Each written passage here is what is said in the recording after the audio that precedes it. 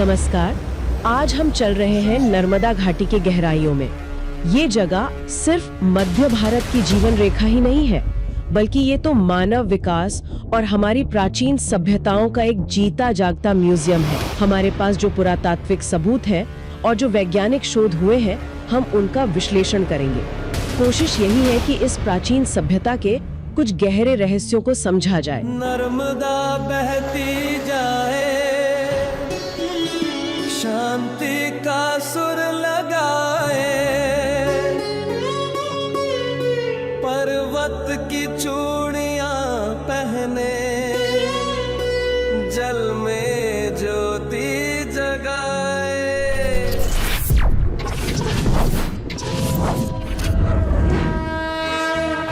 वयं राष्ट्रे जागृयां पुरोहितः। हम राष्ट्र आराधक भारतवर्ष को जागृत और जीवंत बनाएं। युग युगीन भारत के कालजयी महानायकों की तेजस्विता की गौरव गाथा। नर्मदा हो, सरस्वती हो, गंगा हो, कावेरी हो, ब्रह्मपुत्र हो, देश में और भी नदियां हैं, तो इनके जो हमारे लिए जो महत्व है जीवन आज 2025 में, कि ये सब हमारे देश के विकास की साक्षी रही हैं और एक सांस्कृतिक पहचान वो देती रही। सारी सभ्यताओं का जो जन्म है, जो मेरी समझ कहती है कि जैसे सरस्वती है, सरस्वती के किनारे पर जो सभ्यताएं विकसित हुई, वो महाभारत काल के आसपास जो भी दुर्भाग्यपूर्ण घटनाएं घटी, उसके कारण वो नदी का सबका विलोप हुआ है। एक पूरी संस्कृति विलुप्त होने का नर्मदा है जो करोड़ों वर्षों से मध्य प्रदेश में जीवन प्रदान कर रही हैं, जीवनदायिनी है, और इसीलिए उनको उनके दर्शन मात्र से कहा गया कि वो मोक्षदायिनी है, पुण्य सलीला है। सरस्वती की सभ्यता एक बात हुई, एक गंगा के कछारों में, गंगा के से लगे हुए जो इलाके, वहाँ पर एक संस्कृति का विकास हुआ और बहुत सारे हमको महर्षियों की, चिंतकों की, मनीषियों की जानकारी मिलती है। नमस्कार और स्वागत है। आज हम सीधे गोता लगा रहे हैं नर्मदा घाटी में। इसे अक्सर भारत की सबसे पुरानी कहानियों का घर कहा जाता है। हमारे पास कुछ दिलचस्प दस्तावेज हैं, पुरातात्विक रिपोर्ट्स हैं, मानव विकास पर शोध और भूवैज्ञानिक विश्लेषण भी। हमारा मकसद है कि इन स्रोतों से इस पुरानी सभ्यता की सबसे खास बातें और रहस्यों को समझें। और नर्मदा देखिए सिर्फ एक नदी नहीं है, ये भारतीय उपमहाद्वीप के गहरे अतीत का एक जीता जागता संग्रहालय है। इसकी घाटी दक्षिण एशिया में प्लिस्टोसीन युग के यानी 10,000 साल से भी ज्यादा पुराने मानव जीवाश्मों का अकेला ज्ञात स्रोत है, और ये चीज इसे दुनिया भर में मानव इतिहास समझने के लिए बहुत बहुत महत्वपूर्ण बना देती है। तो चलिए इसी अनोखेपन से शुरू करते हैं। ये सिर्फ भारत की 5वीं सबसे बड़ी नदी नहीं है, बल्कि पौराणिक कथाओं में इसे रेवा कहा गया है, शिवपुत्री भी माना गया है।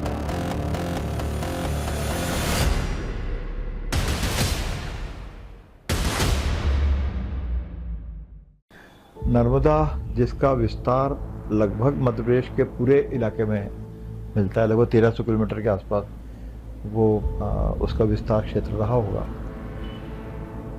तो दोनों तरफ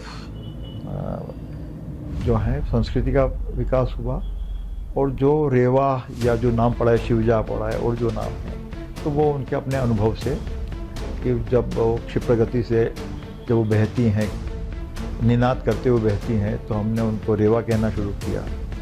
शिवजा शिव की पसीने की बूंद से वो निकली हैं, या ब्रह्मा के जो आंसू हैं, तो उनसे जैसे आख्यान कहता है कि वो उनकी 2 बूंदें ब्रह्मा जी के आंखों से निकली हैं, एक सोन नद के रूप में विकसित हुए और दूसरी नर्मदा के रूप में विकसित हुए।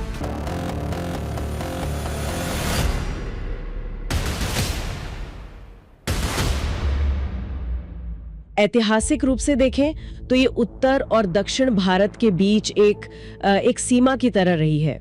सोचिए यहाँ भरूच जैसा कितना पुराना बंदरगाह था, रोमन व्यापारी तक यहाँ आते जाते थे। लेकिन सबसे ज्यादा रोमांचक बात तो कुछ और है, वो ये कि यहाँ दक्षिण एशिया में प्लीस्टोसीन काल के मानव जीवाश्म मिले हैं और ये पूरे उपमहाद्वीप में इकलौती ऐसी जगह है। बिल्कुल सही कहा आपने, और इसकी एक बहुत बड़ी वजह है नर्मदा घाटी की खास भूवैज्ञानिक बनावट। ये असल में एक भ्रंश घाटी है जिसे रिफ्ट वैली कहते हैं। मतलब धरती की सतह में दरार पड़ने और जमीन के धंसने से बनी एक लंबी घाटी, और ये कोई आज की नहीं, करीब 16 करोड़ साल पुरानी है।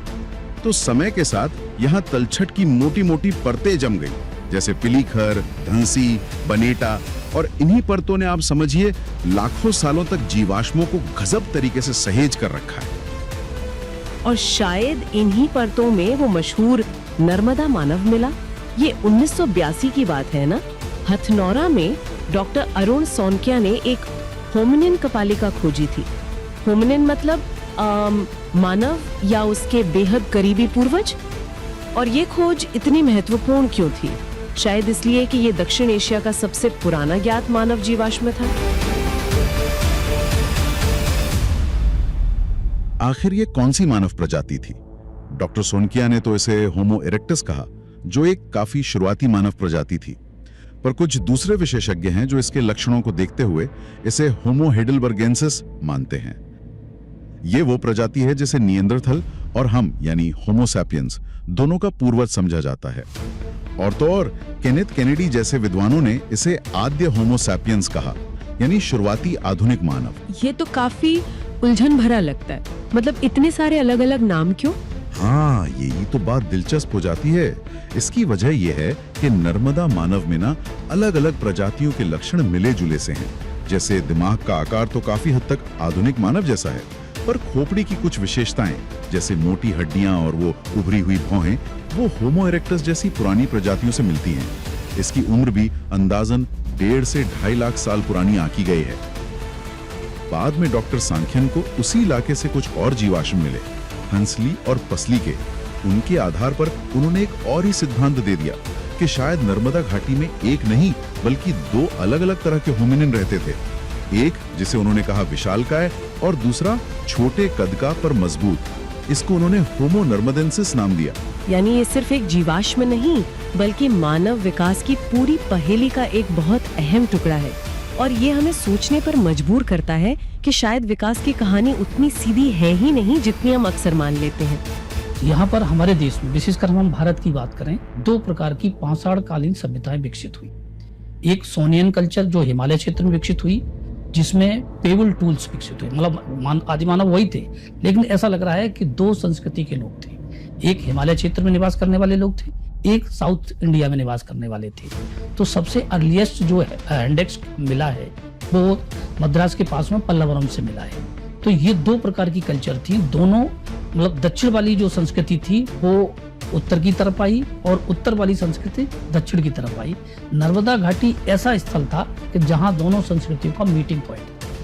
तो दोनों तरफ की जो आदिमानव थे, आदिमानव की जो परंपराएं थी, आदिमानव की जो संस्कृति थी, दोनों का संगम क्षेत्र नर्मदा घाटी है। और ये प्राचीनतम क्षेत्र है जहाँ पर आदिमानव का निवास यहाँ पर रहा है। और यहाँ पे जैसे कि डॉक्टर सोनकिया जी को यहाँ से होशंगाबाद के पास से जगह है, वहाँ से सबसे पुराना प्राचीन जो कपाल मिला है, मानव कपाल मिला है। इसके अलावा कई अवशेष मिले हैं जो ये साबित करते हैं कि ये प्राचीनतम सभ्यता का केंद्र है। आदि मानव के जो विकास था पाषाण काल में वो 3 चरणों में बांटा गया। पहला चरण था पैलियोलिथिक पीरियड, दूसरा था मेसोलिथिक, तीसरा नियोलिथिक। फिर पैलियोलिथिक पीरियड को भी 3 हिस्सों में बांटा गया। पैलियोलिथिक में लोअर पैलियोलिथिक, मिडिल पैलियोलिथिक, अपर पैलियोलिथिक। तो ये ऐसे बहुत सारे क्षेत्र हैं ना, अमरकंटक से लेकर के अरब सागर तक नर्मदा नदी के किनारे पुरातत्वविदों ने बड़े पैमाने पर सर्वेक्षण किया, खुदाई भी की है। डॉक्टर संकालिया ने की है और भी एल कैम्ब्रिज एक्सपेडिशन था, उनके द्वारा सर्वेक्षण किया गया है। तो कई ऐसे पॉइंट थे जहां पर हमको एक्सकवेशन में लोअर पैलियोलिथिक पीरियड तक के अवशेष प्राप्त हुए। जिसमें भीमबेटका भी एक आया। भीमबेटका के एक्सहिबिशन में भी हमको पाषाणकालीन संस्कृति के अवशेष मिले। तो नर्मदा घाटी इस आधार पर मानव की प्राचीनतम वो केंद्र था जहां मानव सभ्यता का विकास हुआ। पहला चरण ये था पाषाण काल का।